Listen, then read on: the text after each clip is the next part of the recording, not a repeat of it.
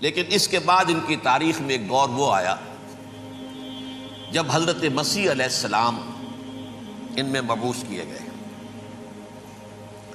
یہ 1400 سالہ تاریخ کا کلائمیکس ہے یہود کی۔ جب کتاب انہیں دی گئی تھی تورات حضرت موسیٰ کے ذریعے، وہ 1400 قبل مسیح کا واقعہ ہے۔ اس وقت سے لے کر اللہ کا وہ فضل ان پر ہوا کہ کوئی ایک لمحہ ایسا نہیں آیا 1400 برس میں کہ ان کے ہاں کوئی نہ کوئی نبی موجود نہ۔ یہ تار ٹوٹا ہی نہیں، 2 سے شروع ہوا، موسیٰ ہارون علیہ السلام، اور 1400 برس کے بعد پھر آخری 2 ہیں، عیسیٰ اور یحییٰ علیہ السلام۔ یوں سمجھ لیجئے، اور اس کے درمیان یہ تار ہے، اور اس تار میں کوئی ایک لمحہ ایسا نہیں آیا کہ کوئی نبی موجود ہو۔ اس میں اتار چڑھاؤ بہت سے آئے ہیں، اس کا وہ میرا موضوع نہیں ہے۔ اس وقت قبل مسیح کی تاریخ جو ہے وہ میرا موضوع نہیں ہے۔ قرآن مجید میں سورہ بنی اسرائیل کے پہلے رکوع میں اس کا تذکرہ موجود ہے۔ وَقَضَيْنَا إِلَىٰ بَنِي إِسْرَائِيلَ فِي الْكِتَابِ لَتُفْسِدُنَّ فِي الْأَرْضِ مَرَّتَيْنِ وَلَتَعْلُنَّ عُلُوًّا كَبِيرًا۔ 2 مرتبہ ان پر عذاب کے کوڑے برسے، پہلے اشوریوں کے ذریعے سے جو شامی تھے، سیرینز اشوری کہلاتے ہیں، پھر بابلیوں کے ذریعے سے یعنی عراقیوں کے ذریعے سے، بیبیلونیا نام تھا عراق کا پہلے، ان پر بہت بڑی بڑی تباہیاں آئیں، اللہ تعالیٰ کی طرف سے عذاب آئے۔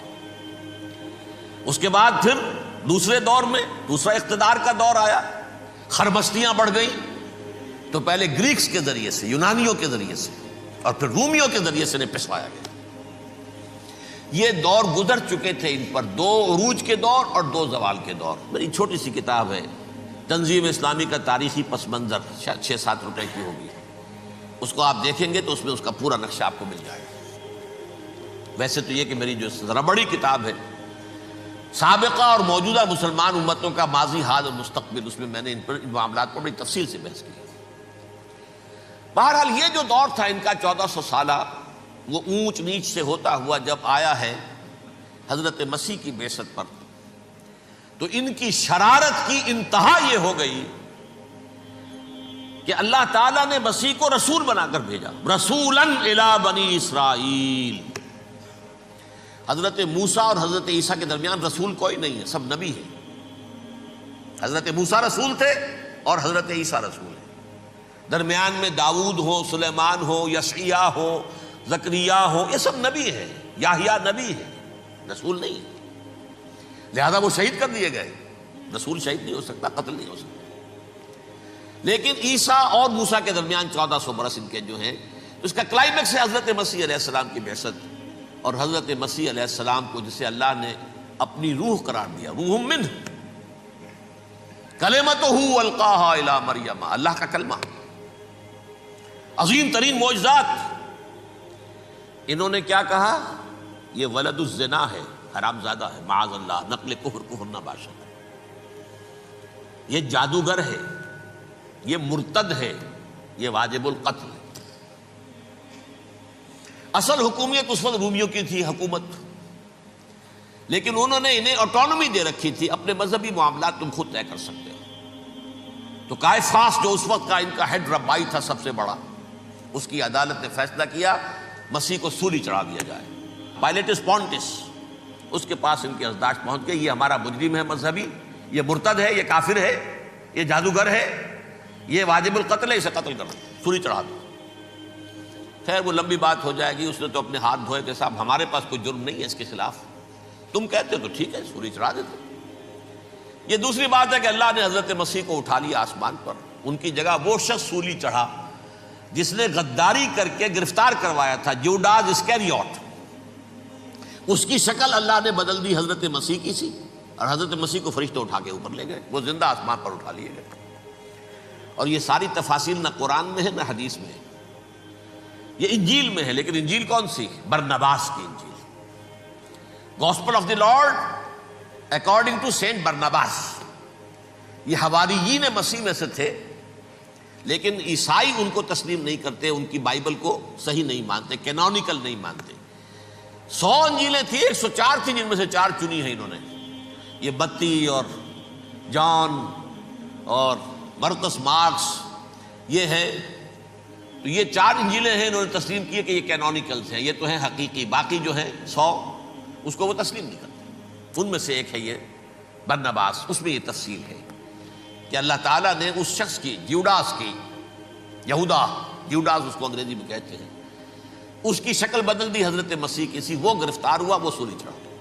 وہ غدار تھا، غداری کی سزا اسے ملنی تھی، وہ مل گئی۔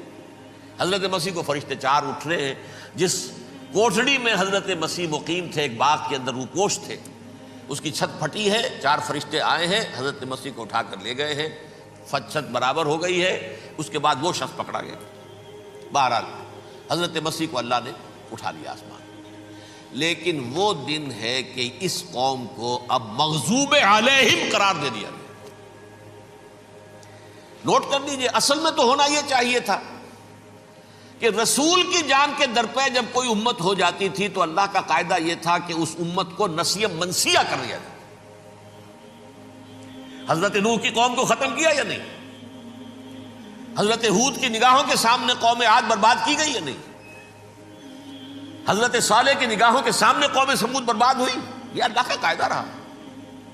سدوم اور عمورہ کی بستیاں حضرت لوط علیہ السلام جہاں بھیجے گئے، مدین کا علاقہ جہاں حضرت شعیب بھیجے گئے، اہل فرعون جن کی طرف موسیٰ کو بھیجا گیا، سب ہلاک کر دیے گئے۔ کیونکہ رسولوں کے بارے میں اللہ کا نبیوں کے بارے میں یہ بات نہیں ہے۔ نبی آیا، اس نے دعوت دی، جس نے مان لیا اچھا کیا، اپنے لیے اچھا کیا، نہیں مانا اس کی اپنی جو ہے عاقبت برباد ہو گئی۔ دنیا میں کوئی فیصلہ اس کا نہیں ہوتا، لیکن رسولوں کا معاملہ یہ ہوتا ہے کہ دنیا میں وہ اللہ کی عدالت بن کر آتے ہیں۔ مانو گے تو بچو گے، نہیں مانو گے ہلاک ہو جاؤ۔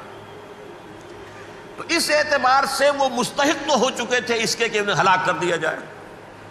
اب اللہ کی کوئی خصوصی مشیت ہے، اس میں کیا حکمت ہے، وہ ہے ایک حکمت، میں بعد میں اگر وقت ہوا تو بتاؤں گا۔ فیصلہ یہ کیا اللہ نے کہ حضرت مسیح کو تو اٹھا لیا زندہ، اور ان کی رسی ابھی مزید دراز کر دی کہ ان کو ابھی مہلت دے دی کہ تمہیں آخری استیصال، جس کو عذاب اکبر کہتا ہے قرآن، سورہ سجدہ جو حضور ہر جمعے کی پہلی رکعت میں فجر میں پڑھتے تھے، وَلَنُذِيقَنَّهُم مِّنَ الْعَذَابِ الْأَدْنَىٰ دُونَ الْعَذَابِ الْأَكْبَرِ لَعَلَّهُمْ يَرْجِعُونَ۔ چھوٹے چھوٹے عذاب اور ایک بڑا عذاب، جبکہ قوم بالکل برباد، نسیم منسیہ، کأن لم یغنوا فیہا، ایسے ہو جائیں جیسے کوئی تھے ہی نہیں آباد یہاں۔ لا یرا الا مساکنہم، اب ان کے مسکن نظر آتے ہیں، مکین نظر نہیں آتے۔ یہ عذاب اکبر جو ہے وہ ان پر نہیں آیا، حالانکہ وہ مستحق ہو گئے تھے اسی وقت۔ اس کو یوں سمجھیے کہ کسی شخص کو پھانسی کا حکم تو ہو جائے، ایگزیکیوشن نہیں ہوتا ہے، کئی سال گزر جاتے ہیں پڑے ہوئے، اور معاملات جو ہیں وہ چلتے رہتے ہیں۔ یہ معاملہ ہوا اس کے ساتھ، ورنہ یہ مستحق ہو چکے تھے آخری بربادی تباہی کے، عذاب استیصال، جڑ سے کاٹ دینے والا عذاب، وہ آ سکتا تھا ان پر اسی وقت، لیکن اللہ نے ان کی مہلت دراز کی ہے۔ لیکن اس کے بعد اللہ نے ان کو ایک اور موقع دیا۔ 600 برس بعد حضرت مسیح کے محمد الرسول اللہ صلی اللہ علیہ وسلم کی بعثت ہوئی، اور یہ میں سمجھتا ہوں کہ اس قوم پر اللہ کا اتنا بڑا فضل تھا، اتنا بڑا فضل تھا، اتنا بڑا فضل تھا۔ اب پھر ایک موقع دیا، عسیٰ ربکم ان یرحمکم وان عدتم عدنا، دیکھو اب بھی تمہیں ہم ایک موقع دے رہے ہیں، تمہارا رب تمہارے اوپر اب بھی فضل کرنے کو تیار ہے، رحم فرمانے کو تیار ہے۔ ان ھذا القرآن یہدی للتی ہی اقوم، اس قرآن کے سائے میں آ جاؤ، یہ شاہدرا ہے ہدایت میں آنے کا، اس میں داخل ہو جاؤ، محمد کی تصدیق کرو صلی اللہ علیہ وسلم، دامن محمدی میں آ جاؤ، اب بھی ہم تمہارے گناہ بخش دیں۔ لیکن نہیں، اس قوم نے حضرت محمد صلی اللہ علیہ وسلم کی دشمنی کی کمر کس لی، اور اب یوں سمجھیے اس تاریخ سے لے کر آج تک یہ گٹھ جوڑ ہے۔ ظاہر بات ہے کہ ابلیس کا بھی اصل دشمن اب کون ہے، یا ہدف کون ہے، ٹارگٹ کون ہے؟ جنہوں نے محمد کو نہیں مانا صلی اللہ، وہ تو ہے ہی جہنمی، ان پر کوئی اور محنت کرنے کی ضرورت کیا ہے؟ سمجھ گئے میری بات؟ حضور کی بعثت کے بعد جنہیں حضور کو رد کر دیا، ان پر ایمان نہیں لائے، وہ کون ہے؟ کافر، وہ جہنمی ہے ہی ہے، لہذا اس کے اوپر کوئی محنت صرف کرنے کی ابلیس کو ضرورت نہیں ہے۔ اس کا اصل ٹارگٹ امت محمد ہے صلی اللہ علیہ وسلم۔ وہ ساری نوع انسانی کی دشمنی اب آ کر مرکوز ہو گئی ہے امت محمد صلی اللہ علیہ وسلم کی دشمنی پر۔ اور اسی طرح یہود کا معاملہ، اگرچہ ویسے پوری نوع انسانی کے دشمن ہیں، انہیں حیوان سمجھتے ہیں، ان کی جان مال اپنے لیے مباح سمجھتے ہیں، جس طرح چاہیں لوٹے کھسوٹے کھائیں پیے انہیں، لیکن اب ان کی بھی دشمنی کا سب سے بڑا مرکز امت محمد۔ کیوں؟ وہی تکبر اور حسد، وہی بیماریاں۔ انہیں تکبر یہ ہو گیا تھا کہ 2000 سال سے یہ نبوت ہماری میراث، ہماری جاگیر،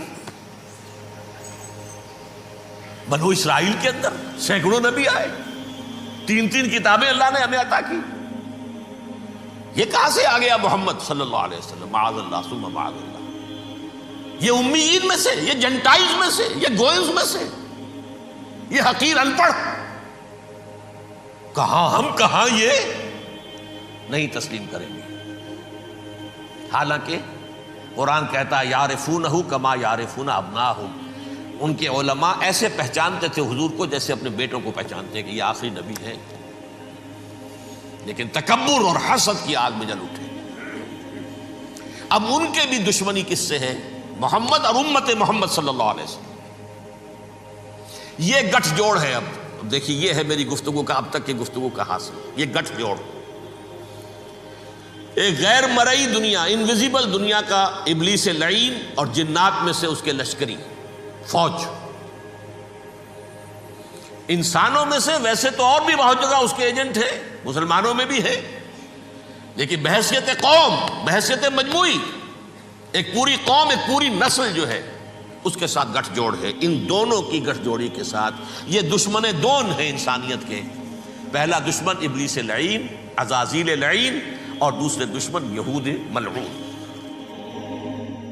صلی اللہ علی محمد صلی اللہ